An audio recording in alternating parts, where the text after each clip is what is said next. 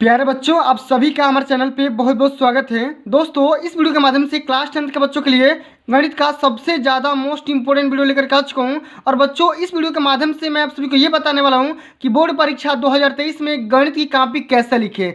बच्चों, बहुत सारे बच्चों का चैनल पे कमेंट यही आ रहा था कि सर आप ये बता दो कि बोर्ड के पेपर में हम गणित की कॉपी कैसे लिखें ताकि हमारा एक भी नंबर ना कटे और बोर्ड के पेपर में हम अच्छे से अच्छे अंक स्कोर कर सके। होता क्या है साथियों कि बोर्ड के पेपर में गणित की कॉपी लिखते समय राइटिंग का कोई महत्व नहीं होता है, कोई रोल नहीं होता है। ऐसा नहीं होता है कि आप अच्छे से अच्छे राइटिंग में लिखोगे तभी आपको अच्छे से अच्छे अंक दिया जाएगा, ऐसा नहीं है। ये एक न्यूमेरिकल वैल्यू होती है। आपको अगर अंक सही से बनाने आ रहा है, अगर आप सही क्वेश्चन का सही मेथड जानते हैं तो आप अच्छे से अच्छे अंक स्कोर कर सकते हैं और बोर्ड के पेपर में, मैथ के पेपर में टॉप कर सकते हैं। तो बच्चों, आज की इस वीडियो के माध्यम से मैं आप सभी को यही बताने वाला हूं कि बोर्ड के पेपर में गणित की कॉपी कैसे लिखोगे ताकि आप अच्छे से अच्छे अंक स्कोर कर सकते हैं। तो प्यारे बच्चों, इस वीडियो को शुरू से लेकर के अंत तक जरूर देख लेना, लाइक कर देना, शेयर कर देना। अगर चैनल पर नए हो तो चैनल को भी सब्सक्राइब जरूर कर देना। देखिए बच्चों, अब की बार बोर्ड के पेपर में आप सभी लोग का ओएमआर पे 20 एमसीक्यू होगा। ठीक है, सभी को पता है, चाहे गणित होगा, चाहे संस्कृत होगा, चाहे इंग्लिश होगा, चाहे विज्ञान होगा, चाहे सोशल साइंस होगा, सभी सब्जेक्ट का अब की बार बोर्ड के पेपर में आप सभी को इस 20 एमसीक्यू क्वेश्चन को ओएमआर पे हल करना ही होगा। ठीक है, जैसा कि आप सभी को गणित में भी इसको हल करना है, कोई दिक्कत की बात नहीं है, ये तो कर लोगे, मैंने ऑलरेडी बता भी रखा है, कोई दिक्कत की बात नहीं है। लेकिन गणित की कॉपी जो भी आपका सेक्शन बी आता है, सेक्शन बी आता है, मतलब कि जो आपका खंड ब आता है, उसको आप बोर्ड के पेपर में कैसे हल करोगे। तो सबसे पहले इस वीडियो के माध्यम से आप सभी को मैं अभी बता दे रहा हूं कि एमसीक्यू भी कैसे हल करना है गणित वाला, और बोर्ड के पेपर में गणित की कॉपी कैसे लिखोगे वो भी मैं आप सभी को इस वीडियो के माध्यम से बता दे रहा हूं। ठीक है, आओ सबसे पहले यहाँ पे समझ सकते हैं कि क्लास 10 के बच्चों का गणित का 2022-23 का ओरिजिनल मॉडल पेपर है। ठीक है, और यहाँ पे समझ सकते हैं इसका जो खंड अ है, यहाँ पे समझ सकते हैं यहाँ पे बहुविकल्पी क्वेश्चन पूछा गया है। यहाँ पे ये क्वेश्चन है कि एक परिमेय संख्या का दशमलव प्रसार सदैव होता है, कितना होता है, अशांत होता है कि शांत होता है। यहाँ पे देखो तीसरा ऑप्शन यहाँ पे उपयुक्त तो दोनों होता है कि इनमें से कोई नहीं होता है। ठीक है, तो इसका जो राइट आंसर हो जाएगा प्यारे बच्चों, एक परिमेय संख्या का दशमलव जो प्रसार होता है वो कैसा होता है। ठीक है, क्या होता है, एक परिमेय संख्या, अगर परिमेय संख्या बोला जाए मतलब कि p/q के रूप में, तो वो शांत भी हो सकता है और अशांत भी हो सकता है, यानी कि उपयुक्त तो दोनों हो सकता है। ठीक है, मतलब परिमेय संख्या का जो दशमलव प्रसार कैसा होता है, दोनों होता है, जाहिर सी बात है। अब इसको बोर्ड के पेपर में ओएमआर पे सबसे पहले कैसे हल करोगे ये सीखो। सबसे पहले ये तो भरना, कोई दिक्कत की बात नहीं, मैंने ऑलरेडी बता रखा है। जैसे मैंने आप इंग्लिश में बताया था, ठीक है, देख सकते हो, मैंने इंग्लिश में बताया था कि भाई इंग्लिश में कॉपी कैसे लिखना है और कॉपी कैसे भरना है, ये मैंने ऑलरेडी बता रखा है, ये कोई बताने वाली बात नहीं है। लेकिन अब आंसर शीट में कैसे हल करोगे, यहाँ पे देखो जो हमारा पहला क्वेश्चन है उसका ऑप्शन नंबर सी सही था। यहाँ पे आएंगे हम, यहाँ पे ऑप्शन नंबर सी को गोला करेंगे, और गोला आप सभी को, प्यारे बच्चों, आप सभी को ये आप सभी लोग तैयार रखना कि गोला कभी भी ब्लैक पेन से हमेशा आप सभी को करना है। ठीक है, और गोले में जैसे मान लो अगर ये रंग दिया और ये गलती है, अब आपको ये याद आ रहा है कि इसको करना है तो इसको हल नहीं कर सकते हैं, दोबारा आप किसी भी ऑप्शन को टिक नहीं कर सकते हैं। अगर टिक करते भी हो तो आपको गलत आंसर माना जाएगा, समझ गए। ये आप सभी को सावधानी बरतनी है बोर्ड के पेपर में। चलो अगला हमारा इसी में का क्वेश्चन है, एमसीक्यू क्वेश्चन है, इसको समझो थोड़ा सा, उसके बाद हम आप सभी को बताएंगे कि बोर्ड के पेपर में कैसे आप सभी लोग कॉपी लिखोगे। चलो अगला हमारा क्वेश्चन ये बोला जा रहा है कि एक शून्येतर परिमेय संख्या और एक अपरिमेय संख्या का गुणनफल क्या होता है। शून्येतर परिमेय संख्या और अपरिमेय संख्या का गुणनफल कैसा होगा, सदैव परिमेय संख्या होगा या सदैव अपरिमेय संख्या होगा, या दोनों होगा, अपरिमेय और परिमेय, या एक होगा। तो देखो एक शून्येतर परिमेय संख्या और अपरिमेय संख्या दोनों का जब हम गुणनफल करेंगे तो हमें क्या मिलेगा, एक सदैव अपरिमेय संख्या ही मिलेगा। तो क्वेश्चन नंबर दूसरा का पहला ऑप्शन सही है। अब इसको हम भरेंगे कैसे, क्वेश्चन नंबर सेकंड का पहला ऑप्शन सही है, इसको आओ यहाँ पे आराम से भर दो। ठीक है, गोला कर दो। ठीक है, चलो इसी तरीके से हमारा अगला क्वेश्चन है कि रेखाएं x बराबर 0 और 2x + 3y = 12 का प्रतिच्छेद बिंदु क्या होगा। अब यहाँ पे देखो x का मान यहाँ पे 0 रखोगे तो y का मान यहाँ पे अवश्य आ जाएगा। ठीक है, अब ये वाला टर्म 0 हो जाएगा तो ये क्या हो जाएगा, 3 चौके 12, तो y का मान 4 हो जाएगा। तो x बराबर 0 और y बराबर 4, x बराबर 0 और y बराबर 4, तो तीसरा का यहाँ पे सेकंड ऑप्शन सही हो जाएगा, इसको भर दो। तीसरा का सेकंड ऑप्शन यहाँ पे देखो, आराम से आओ भर दो। ठीक है, तो इसको मैंने ऑलरेडी करवा रखा है। ठीक है, देखो मैंने इसको पूरा बढ़िया से विधिवत तरीके से हल करवा रखा है। यहाँ पे देखो मैंने खास कुछ भी कर दिया है, कोई दिक्कत की बात नहीं है, ऑलरेडी मैंने बता रखा है। एमसीक्यू कैसे हल करना है, पूरे 20 एमसीक्यू का हल करवा दिया है। ठीक है, लेकिन अगर यहाँ पे बात आ रही है कि खंड ब को हम कैसे हल करेंगे, बोर्ड के पेपर में जो हमारा सेक्शन बी है इसको हम कैसे हल करेंगे, कैसे लिखेंगे ताकि हमारा एक भी नंबर ना कटे और बढ़िया से हल करना है। प्रश्नोत्तर में क्या डालना है, कैसे इसको हल करना है, यहाँ पे समझो। सबसे पहले यहाँ पे प्यारे बच्चों यहाँ पे लिखना है आप सभी को खंड ब, और खंड ब आप यहाँ पे किसी भी रंगीन पेन का इस्तेमाल नहीं करना है, आप यहाँ पे चाहो तो ब्लैक पेन का इस्तेमाल कर सकते हो। मैं यहाँ पे आप सभी को अच्छा दिखाने के लिए यहाँ पे रेड पेन का इस्तेमाल कर दे रहा हूँ। ठीक है, यहाँ पे लिखोगे खंड ब। ठीक है, हम यहाँ पे लिख दे रहे हैं खंड ब, और यहाँ पे खांच देना है। ठीक है, लाइनिंग कर दोगे अच्छा दिखेगा, समझ गए। अब चलो, अब हम यहाँ पे पहला क्वेश्चन को हल करेंगे। ठीक है, क्वेश्चन बोल रहा है कि दो क्रमागत धनात्मक पूर्णांकों का गुणनफल 2 से विभाज्य है, यह कथन सत्य है या असत्य, कारण बताइए। अब इसमें कैसे, इसको कैसे हल करोगे ताकि आपका एक भी नंबर ना कटे। अब इसको हल करने का सही तरीका समझो। सबसे पहले कैसे हल करोगे, यहाँ पे सबसे पहले लिखो, क्या लिखोगे, प्रश्नोत्तर संख्या यहाँ पे लिख दो, बढ़िया से लिखना है। ठीक है,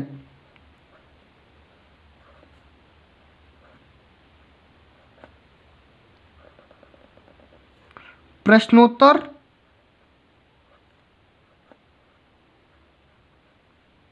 संख्या। अब चूंकि ब है, इसका पहला है। ठीक है, और पहला का कौन सा क्वेश्चन है, क, यहाँ पे क डाल दो। ठीक है, और इसको ऐसे कर दो।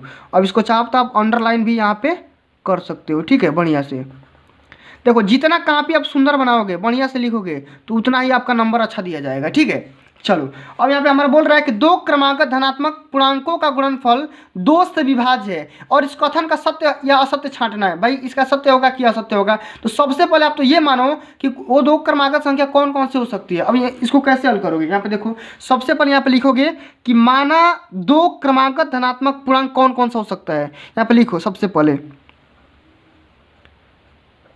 माना दो क्रमागत धनात्मक पूर्णांक,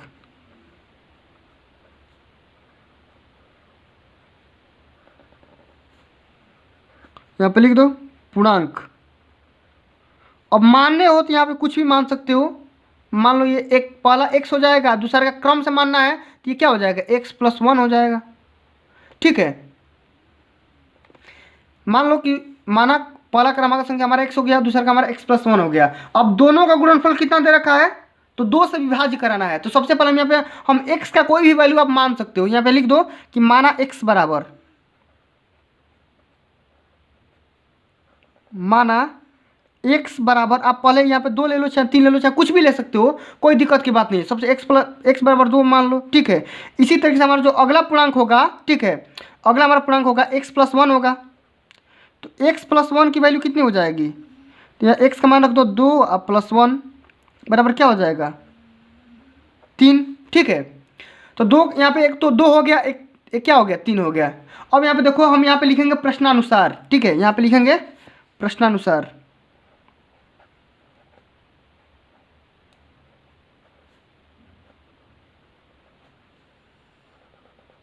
अब प्रश्न हमारा क्या बोल रहा है, दोनों को गुणा आपस में करवाना है। ठीक है, अब आपस में गुणा करवाओ। सबसे पहले गुणा करवा दो x इंटू x+1। ठीक है, गुणा करवाना है। अब x का, इसका मान रख दो, एक का मान है 2 और दूसरा का मान क्या है, इसका मान है 3। ठीक, अब ये तो हमारा हो गया गुणनफल। अब इसको क्या करना है, 2 से विभाज्य करवाना है। अब 2 से जब विभाज्य करवाओगे, यानी कि 2 से भागा कराओगे, 2 से भागा कराओ, तो ये 2 से 2 कैंसिल आउट हो जाएगा, तो हमारा क्या हो जाएगा, यहाँ से हमें 3 मिल जाएगा। अब यही बोल रहा है कि 3 बार में कटेगा कि नहीं कटेगा, यही बताना है। तो अब इसलिए बात, ये कट जा रहा है, क्या हो जा रहा है, ये हमारा कट जा रहा है, तो हम क्या लिखेंगे, अतः कथन हमारा सत्य है। यहाँ पे हम एक लाइन में लिख देंगे, अतः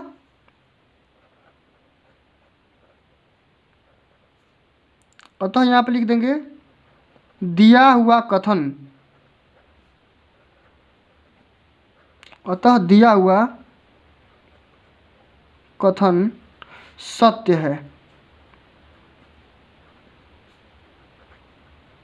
ठीक, ये हमारा आंसर हो गया। प्यारे बच्चों, आप सभी को बोर्ड के पेपर में इसी तरीके से हल करना है। जब आप इस तरीके से हल करोगे तो आपको ओबियसली यहाँ से नंबर मिलेंगे, एक भी नंबर गारंटी दे रहा हूँ नहीं कटेगा, ठीक है। अब इसी तरीके से अगला हमारा क्वेश्चन दिया है कि यदि काट थीटा बराबर 7/8 तो 1 plus sine theta into 1 minus sine theta upon में 1 प्लस कास थीटा अपान में 1 माइनस साइन थीटा का मान निकालिए।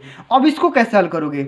अब इसको भी हल करने का सेम टू सेम वही तरीका है, वही फंडा है, लेकिन यहाँ पे देखो करने का तरीका क्या है, अब कैसे कर सकते हो। सबसे पहले यहाँ पे समझो पहले समझ लोगे तो आसानी से हल कर ले जाओगे, ठीक है। नहीं समझोगे तो फिर दिक्कत हो जाएगा।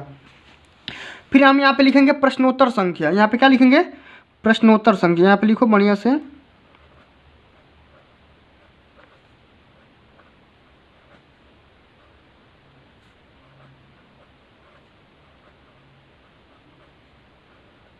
ठीक है। पहला है और पहला का ख नंबर है, ठीक है। चलो अब हमें दे रखा है यदि काट थीटा बराबर, हमें क्या दे रखा है? काट थीटा बराबर दे रखा है, हमें मान दे रखा है काट थीटा बराबर, यहाँ पे लिख सकते हो दिया है।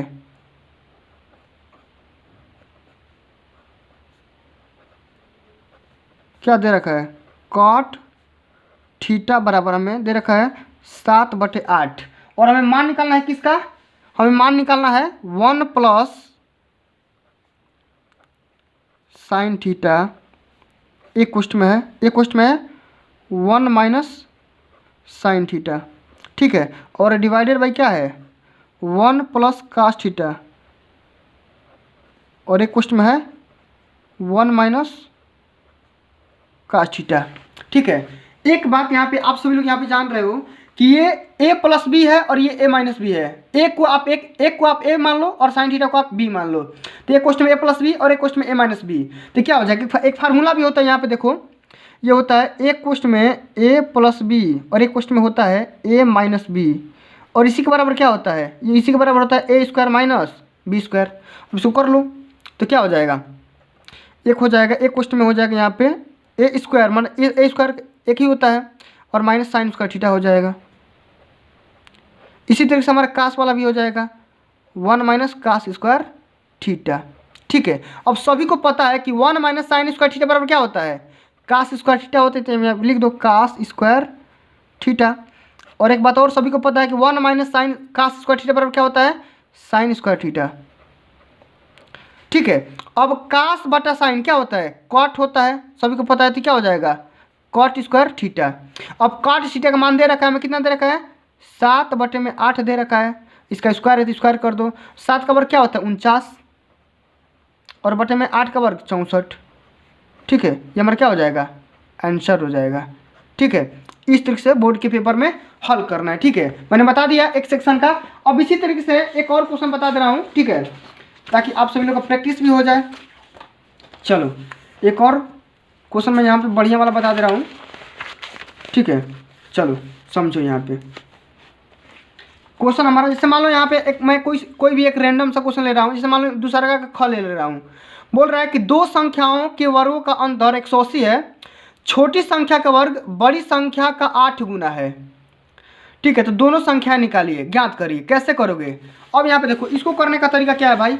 इसको भी करने का तरीका सेम टू सेम वही है। हम यहाँ पे क्या लिखेंगे? सबसे पहले लिखेंगे प्रश्नोत्तर संख्या। यहाँ पे लगाएंगे हेडिंग प्रश्नोत्तर संख्या,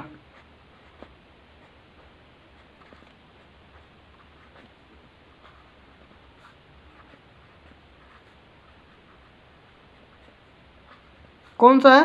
सेकंड है, और सेकंड का हम कर रहे हैं ख नंबर क्वेश्चन, ठीक है। चलो, और हमारा क्वेश्चन क्या बोल रहा है कि दो संख्याओं के वर्गों का अंतर। तो सबसे पहले हमें तो संख्या मानना पड़ेगा ना कि माना बड़ी संख्या क्या है, छोटी संख्या क्या है, ठीक है। तो अब मान लो, माना यहाँ पे मान लो, माना बड़ी संख्या, कुछ भी मान सकते हो। हम बड़ी संख्या को x मान ले रहे हैं, ठीक है। बड़ी संख्या बराबर x और छोटी संख्या बराबर y मान ले रहे हैं, ठीक है। अब यहाँ पे देखो सबसे पहला हमारा कंडीशन क्या दे रखा है कि दोनों का अंतर, अंतर मतलब घटाना, दोनों संख्याओं के वर्गों का अंतर क्या दे रखा है? 180। तो अब इसको कैसे करेंगे? आप सबसे पहले लिखेंगे प्रथम शर्तानुसार, प्रथम शर्तानुसार। प्रथम शर्त क्या बोल रहा है, दोनों का अंतर दे रखा है कितना, तो वर्ग करो सबसे पहले x का वर्ग माइनस y का वर्ग। अब इसी का वर्ग क्या दे रखा है 180, और ये हमारा सबसे समीकरण 1 मान लो, इसको क्या मान लो समीकरण 1। ठीक, अब हमारा एक सेकंड शर्त दे रहा है कि छोटी संख्या का वर्ग बड़ी संख्या का 8 गुना है। ठीक है, यहाँ पे लिखेंगे द्वितीय शर्तानुसार। यही सब आप सभी को पॉइंट लिखना है, तभी नंबर मिलता है। ठीक है, द्वितीय शर्तानुसार। अब द्वितीय शर्त क्या बोल रहा है, जो छोटी संख्या का वर्ग है इसका वर्ग करो, क्या है बड़ी संख्या का 8 गुना है तो 8x कर दो, और इसको आप मान लो क्या समीकरण सेकंड। ठीक है, अब क्या करना है, अब इस y² के मान इसमें पुट कर दो, तभी आप xy का मान निकाल सकते हो। ठीक है, यहाँ पे रखो, यहाँ पे लिख दो कि y² का मान